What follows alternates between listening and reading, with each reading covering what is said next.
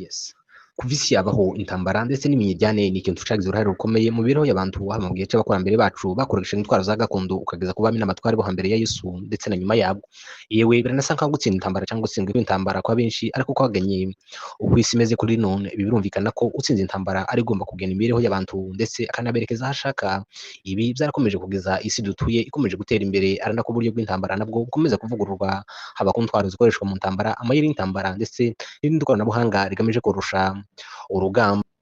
Ntibyagutangaza nkubwiye ko kuri ubu umuntu ashobora kuba yicaye ku mugabane w'isi umwe akarasa ku wundi mugabane yibereye iwe muri saro. Gusa ibi ni iyindi ngingo. Muri ibi binyejana bya hafi turimo, buri wese wamajije intambara byibuze imwe yigeze kumva, ntiyabura mu intambara y'isi ya mbere, intambara y'isi ya kabiri, intambara yo muri Ukraine, intambara yo muri Isiraheli ndetse n'izindi zitandukanye. Abaye ari umunyafurika akomoza igihugu byibuze biri mu ntambara bitatu, yewe kumvamo Sudani, Somalia, Repubulika ya Demokarasi ya Kongo ndetse n'ibindi bitandukanye. Gusa mu gihugu cya Repubulika ya Demokarasi ya Kongo intambara bisa nkaho yabaye ikirango cy'igihugu, ahanini bishingiye ku kuba iki gihugu kuva cabona ubwigenge mu mwaka w'igihumbi kimwe magana cyenda mirongo itandatu ari gake iki gihugu cyabayeho kitarimo amakimbirane. Muri iki gihugu iyo bavuze intambara baba bavuze imitwe y'inyeshamba itabari kiba mu mashamba y'iki gihugu ihora ihanganye n'ingabo z'iki gihugu kubw'impamvu zitandukanye. Gusa muri iyi minsi turimo birasa nkaho hari umutwe w'inyeshamba ukomeje gukangaranya isi yose kubera imbaraga ndetse n'ubuhanga abarwanyi babo bafite. Ubu ni umutwe wa M23. M23 ni umutwe wariza mu gihugu cya Repubulika ya Demokarasi ya Kongo mu ntara Kivu ya Ruguru. M23 ni umutwe ubarizwa mu gihugu cya Repubulika ya Demokarasi ya Kongo mu ntara Kivu ya Ruguru. Uyu mutwe birasa nkaho kuri ubu leta ya Repubulika ya Demokarasi ya Kongo inyandiko zivuga ku yindi mitwe ya politike ndetse n'itwaje intwaro baba bazirambitse, ahubwo buri nyandiko iyo yose yanditseho M23 kugira ngo babashe guhangana n'izi nyeshamba. Uyu mutwe wa M23 ni umutwe uvuga ko uharanira uburenganzira bw'abakongomani bo mu bwoko bw'abatutsi badafite uburenganzira buhagije nk'abandi bose mu gihugu cyabo. Gusa kandi ku rundi ruhande bisa nkaho bitumvikana kuvuga M23 utavuze umugabo witwa Sultani Makenga. Uyu mugabo bisa nkaho uyu muntu avuze M23 muri we mu buryo atazi nawe ahita abonamo isura y'umugabo w'igikara wagahonja utujeho amagambo make ariko w'ibikorwa bitabarika. Mu by'ukuri umugabo wo ninde? Reka tumuvugeho. Amazina yiswe n'ababyeyi ni Emmanuel Makenga, yavutse ku itariki ya 25 y'ukwezi kwa 12 umwaka w'igihumbi kimwe magana cyenda mirongo irindwi na gatatu. Gusa aho agiriye mu gisirikare ku mazina ye hiyongereye izina rya Sultani ari naryo rizwi cyane. Uyu mugabo yavukiye muri teritwari ya Masisi, yewe akaba ari naho yigiye amashuri ye wabanza ndetse n'ayisumbuye, usibye ko segonderi yagiye ayigira ahantu hatandukanye harimo aho muri Masisi yitwa Inyanzare, yewe n'indi ayakomereza mu mujyi wa Goma ari nawo umujyi w'intara ya Kivu ya Ruguru ukomeye.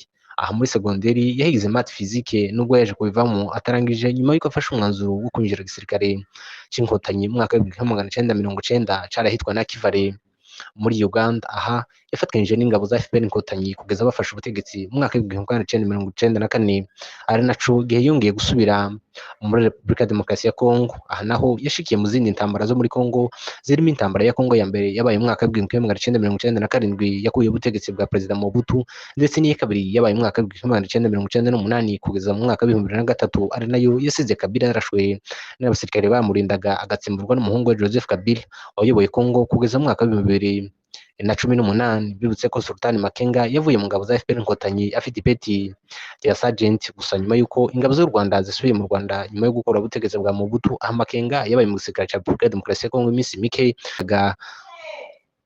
Nyuma yabwo haje kuvuka undi mutwe w'inyeshamba bitwaga Rassemblement Congolais pour la Démocratie cyangwa se RCD, ndetse akaba ari naho M23 yakuye ipeti ry'amajoro nyuma yo kugana. Gusa nawe ntiyawutinzemo, nyuma y'iminsi mike hari undi mutwe w'inyeshamba wa General Sultan. Gusa nawe ntiyawutinzemo, nyuma y'uko hari undi mutwe washinzwe na General Laurent Nkunda. Aha naho Makenga yabaye uwa mbere mu kuja gushigikira uyu mujenerali wari umaze gushinga uyu mutwe, ari nawo waharaniraga uburenganzira bw'abakongomani witwaga CNDP. Gusa mu mwaka w'ibihumbi bibiri na karindwi umutwe w'inyeshamba wa CNDP hamwe n'indi mitwe yitwaje intwaro yinjijwe mu gisirikare cya Repubulika ya Demokarasi ya Kongo FARDC. General Makenga yagizwe umuyobozi mukuru wa batayo yitwaga Bravo. Gusa aho umusirikare w'inyeshamba yagiye ashinjwa ibyaha bitandukanye harimo n'iby'ubwicanyi bwahitanye abantu 15 mu gace ka Barumba. Imyitwarire yanamugejeje muri gereza mu mwaka w'igihumbi kimwe magana cyenda mirongo cyenda na karindwi, nyuma y'uko habayeho kutumvikana hagati y'ingabo za Kongo n'imitwe y'inyeshamba yari yarayinyuzeho. Umutwe wa CNDP wongeye kwigumura, ndetse Makenga aba umuyobozi mukuru wayo mu gace ka Rucuru. Gusa nyuma y'uko wari umuyobozi w'uyu mutwe CNDP afashwe n'igihugu cy'u Rwanda nyuma y'amasezerano y'ibanga y'u Rwanda ndetse na Repubulika ya Demokarasi ya Kongo, General Sultani Makenga yashatse kwiyegeranya ngo agwanirire shebuja gusa byabaye iby'ubusa. Aha umutwe wa CNDP wongeye gusinya amasezerano y'amahoro na leta ya Kongo ku itariki ya 16 y'ukwezi kwa mbere mu mwaka wa 2009. Ibi byakozwe n'abayobozi ba M23 bagera kuri 11 barimo na General Sultani Makenga.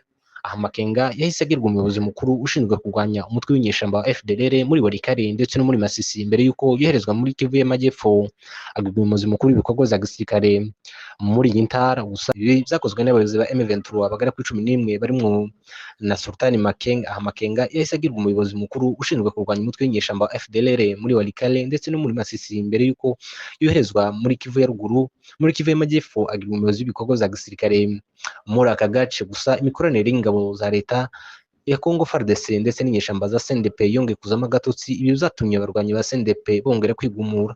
Gusa wibuke ko umuyobozi wawo mukuru Laurent Nkunda yari yamaze kugezwa mu bugenzacyaha.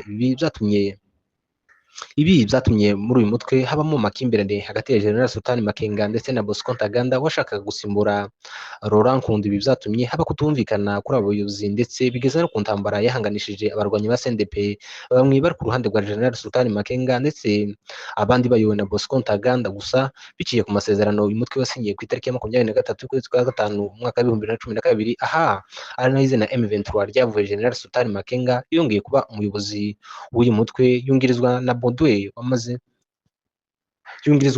maze bahangana n'ingabo za Congo FARDC kugeza ubwo bagaruriye intara yose ya Kivu ya ruguru kugeza n'umujyi wa Goma yose. Gusa mu kwezi kwa gatanu mu mwaka wa 2013 umutwe wa M23 akubiswe hababaza n'ingabo za Congo FARDC bituma uyu mutwe umanika amaboko ndetse abarwanyi babo barahunga bakwira imishwaro. Ndetse hari n'amakuru